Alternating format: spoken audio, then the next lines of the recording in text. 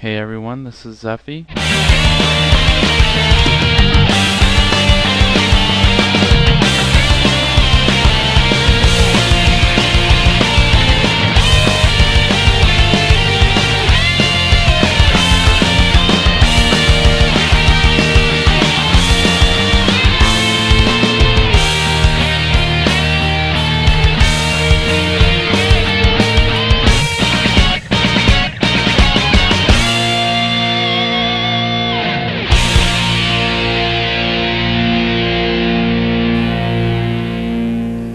Hey, what's up everyone, this is Zeffy.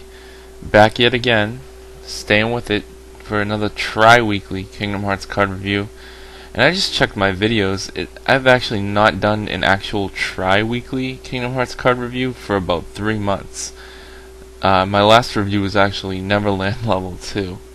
And it was actually week 6 officially. So this is officially, in broadcast terms, week 7 for the tri-weekly Kingdom Hearts card review. So yeah, it's been a while and it's been kind of slow, but like I said guys, I'm staying on top of it now. I'm back into it, so I'm going to be doing this stuff very often, staying with it every week.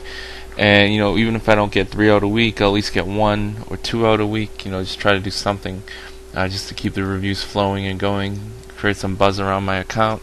It's kind of died out a little bit because I haven't really been as active as I used to be, so nobody's really checking my account out as much. They don't see me posting videos and not showing videos to other people. So I'm just gonna try to stay on top of things and keep going.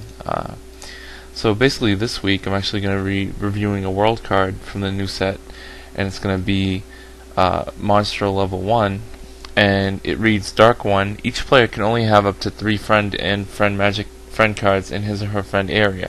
When a player has more than 3 cards in his or her friend area, he or she must discard cards until they are less than 4.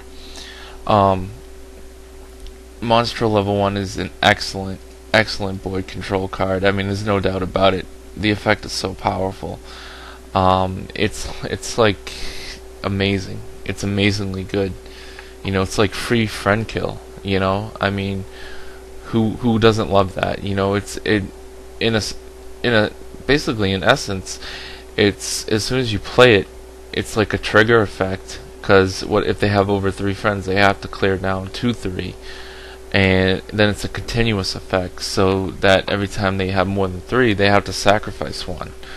So that's the excellence of this card, that they're forced to play a war of attrition where they can only have X amount of friends out, which is 3. And they have to think conservatively, they have to think smarter. This forces players to say, hey, do I keep stuff in my hand? Do I hold friend cards in my hand? Do I want to play friend cards that come back over and over again, like Sephiroth or Cloud, when I could make room for other friend cards? Is it worth it? Then again, sometimes it is, because they're staples and they stay and they don't die very easily, or as easily as some other friend cards.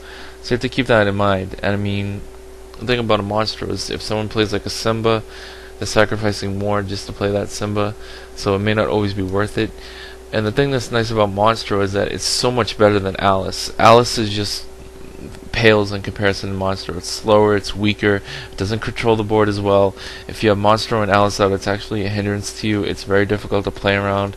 It makes the game too congested, too antiquated. It's just very meticulous. It doesn't work. It's just very it's really anti-strategic. I mean, it just goes against building any kind of strategy, because you have to sacrifice.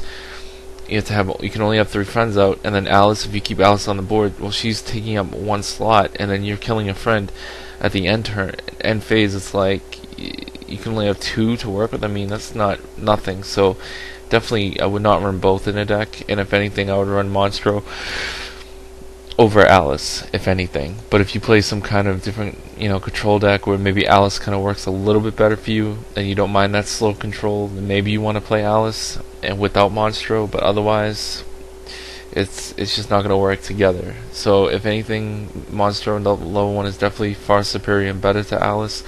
And the other thing that's nice about Monstro is that it's not a friend card, so it's not going to take up a slot to stay on the board and have that effect be continuously in play, as long as it's the top world card, of course. But you know what I'm saying. So there are just so many benefits to it being a world. It's a level 1, so if they put Heartless on it just for it being a level 1, they can only put one, which is fantastic. You gain an HP point, of course, when it comes out and hits the board, so it gives you one more HP.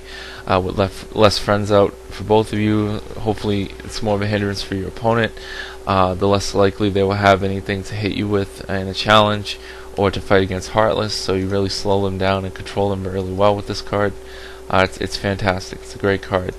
I really recommend it. Almost really, even a World Rush to a certain extent may be able to handle one, maybe two. Especially a control deck would be 2 to 3, if anything. Aggro or control deck, and even a dark deck would actually benefit from this card a lot, because they can control the friends very easily with it. Limit their light player opponent, to only running 3 friend cards. So just keep that in mind, guys. If you're not using it, I really suggest you find a way to strategically build around it and put it in your deck and just learn to control the board with it and play really well. Used in conjunction with other card advantage like Stopra, the King, and cards like that just let you draw out, or even some of the new level 3 alternative friends that when they come to play you draw a card. Some of that stuff isn't actually that bad when you're playing around a card like Monstro, where you kind of want to maximize your advantage out of every card that hits the board, especially the friend or magic friend card that hits the board. You want to make sure maximizing, its effect. A Bambi is great too. Really, that's also very useful. So just keep all that in mind, guys. Alright, I'll see you later.